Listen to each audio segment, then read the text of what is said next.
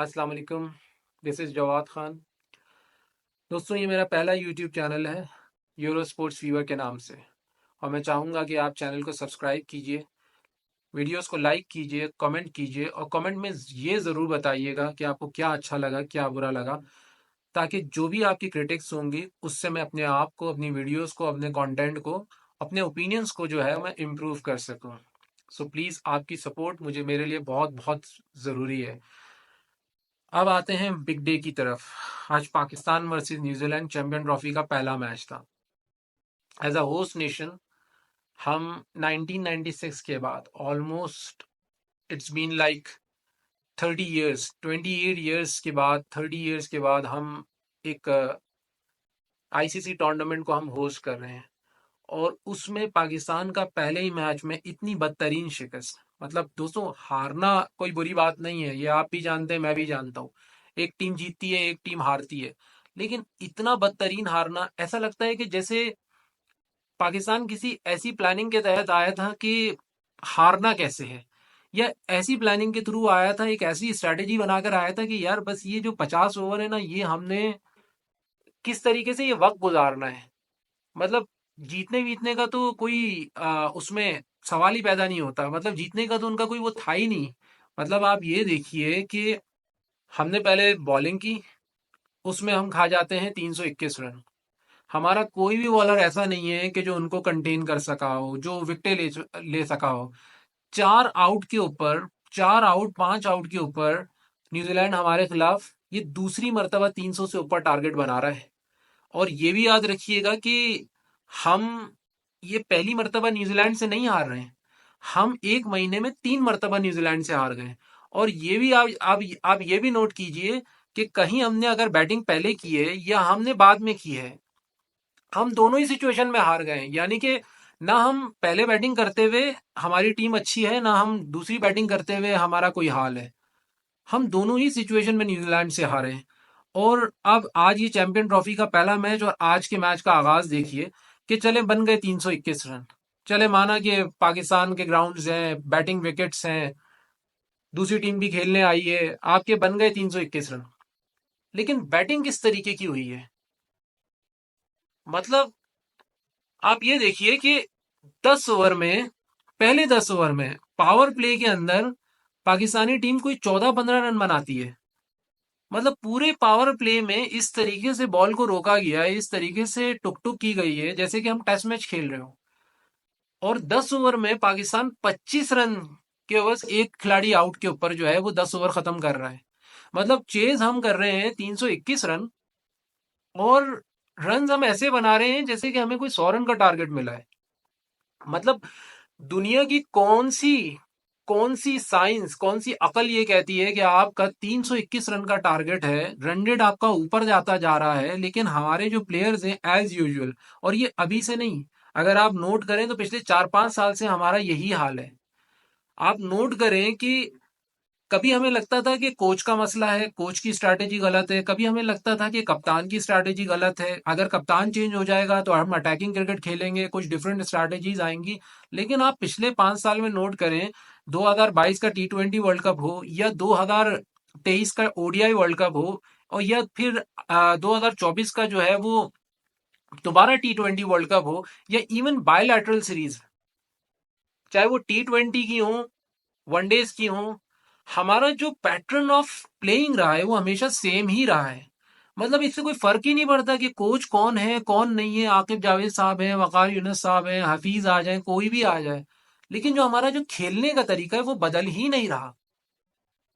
कप्तान हमने चेंज करके देख लिया, दूसरा कप्तान आ गया, वही स्ट्रैटेजी, वही कि भाई ऐसा लगता है कि इनको कहा गया हुआ है, कोई कसम दी गई है कि भाई आपने 6 ओवर में तो मारना ही नहीं है, अगर आप मार देंगे कोई गुनाह हो जाएगा आपसे।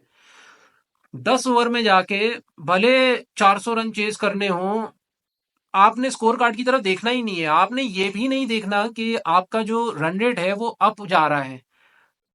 मतलब अगर एक गली क्रिकेट भी खेलें हम, तो गली क्रिकेट के अंदर भी जो है वो हम स्कोर को देखते हुए हम बैटिंग करते हैं, और हम उसके लिहाज से शॉट्स मारते हैं बिना इसके कि हम आउट होंगे या क्या होंगे, क्योंकि हमें पता है कि अगर हम आउट नहीं होते और अगर हम रोक के खेलते हैं तो मैच तो हम वैसे भी हार जाएंगे।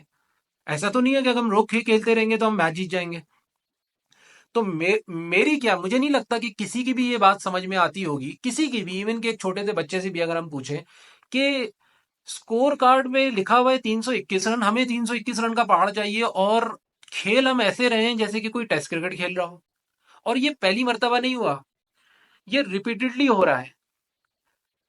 ऐसा लगता है कि जैसे ड्रेसिंग रूम से कहा गया होता है कि भाई स्कोर जो भी है आपने उसको देखना ही नहीं है, रन रेट जो भी हो जाए आपने उसको देखना ही नहीं है। आपने अपना उसी तरीके से खेल कर आना है, टुक टुक करके। आपके 6 ओवर में 10-15 रन से ऊपर रन होने नहीं चाहिए, आपके 10 ओवर में जो है 20-25 रन से ऊपर होने नहीं चाहिए। मैं आपको ऑनेस्ट ओपिनियन बताऊं अपना, पाकिस्तान मैच 10 ओवर में ही हार गया था। जब आपके 10 ओवर में 25 रन थे, एक खिलाड़ी आउट था और 321 रन का हदफ था, और हम ये भी जानते हैं कि ये हमारी वो टीम नहीं है जिसमें पीछे हमें शाहिद आफरीदी, अब्दुल रजाक जैसे दुनिया के बेस्ट ऑलराउंडर्स हमारे पास मौजूद हों, मोइन खान हो, वसीम अकरम जैसे ऑलराउंडर्स हों, जो कि हमें पता है कि अगर हम 8 के रन रेट पे भी चले जाएं, 9 के रन रेट पे भी चले जाएं, तो ये लोग आके पीछे से कवर कर लेते थे।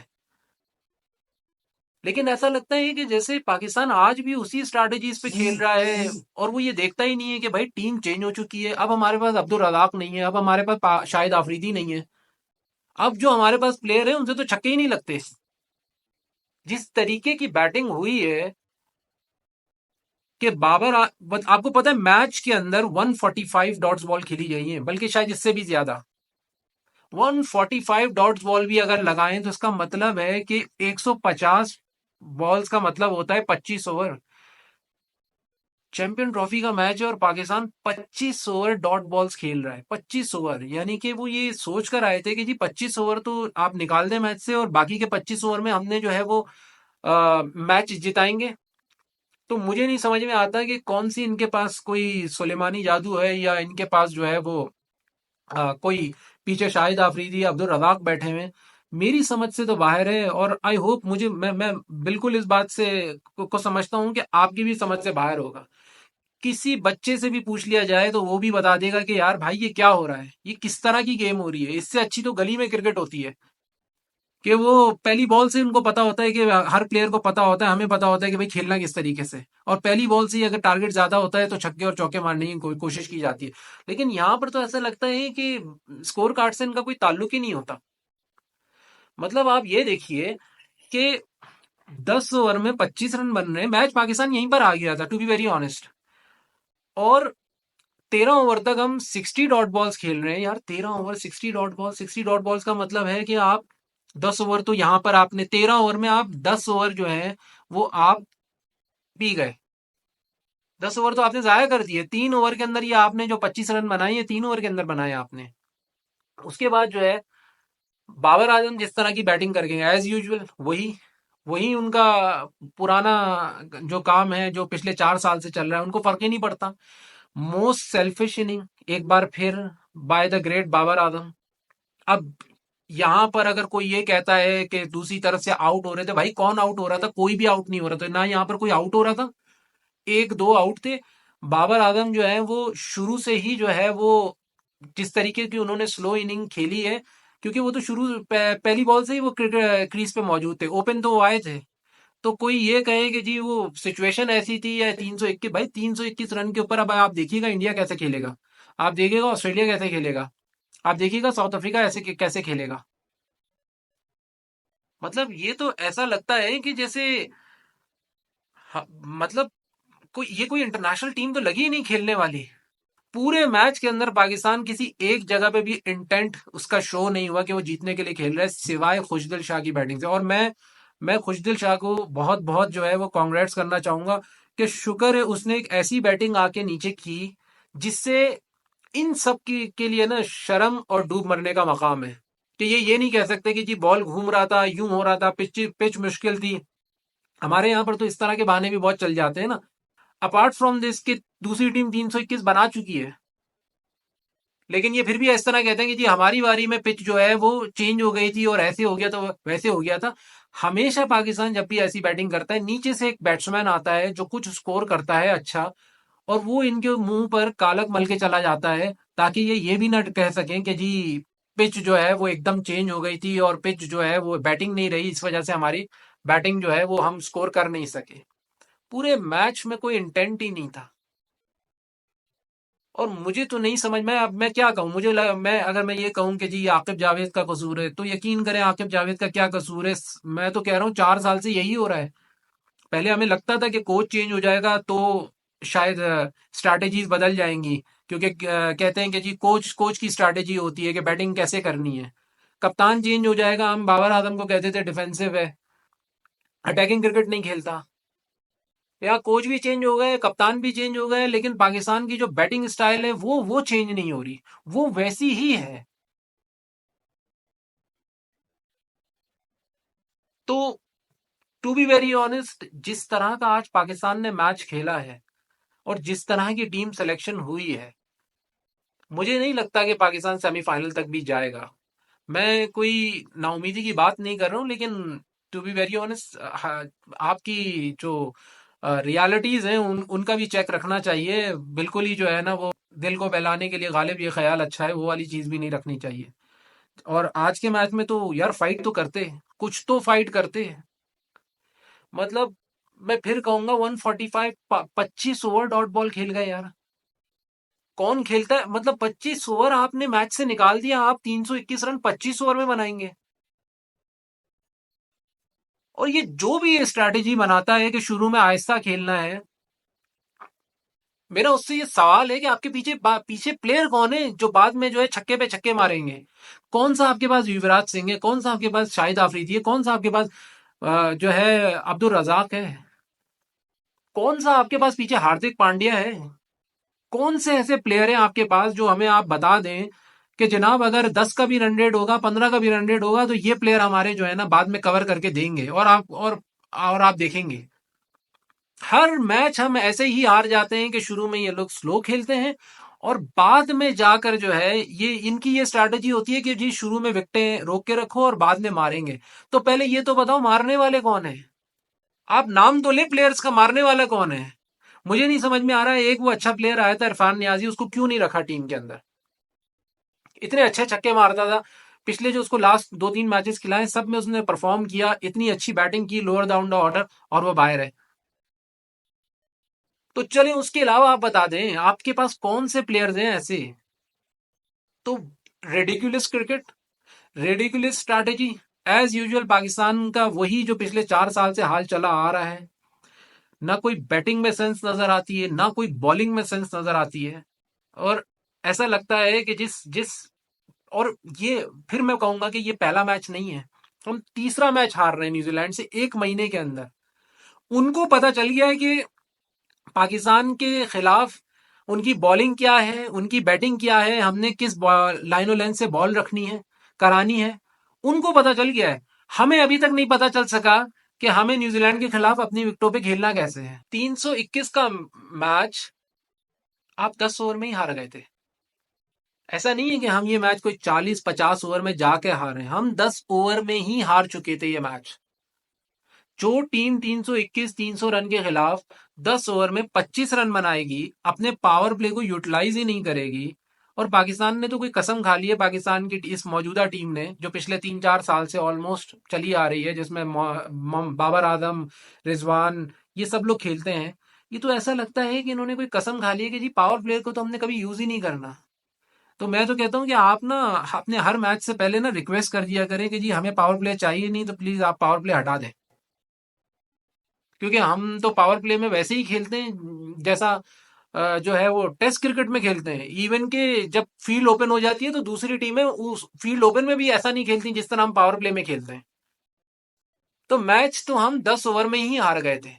बाकी तो बस फिर वही बात है कि टाइम पास ही चल रहा था। मतलब बाबर आजम से कोई पूछे कि इतनी स्लो इनिंग जो आप खेल रहे थे, वो आप इसलिए खेल रहे थे, एक बार फिर वही सेल्फिश इनिंग उनकी हो गई 50, और फिर अब उन्होंने सोचा कि मैं एक दो हिटें मारूं। और हम सबको मालूम है कि वो कोई हिटर तो है नहीं, ऐसे तो बैट्समैन है नहीं कि फिर वो बाद में चार्ज करना चाहें तो अपना तमाम जो है वो स्ट्राइक रेट को जो है वो 100 पे ले आए और अपनी बॉल्स के जितने जो है वो रन बाद में कवर कर लें।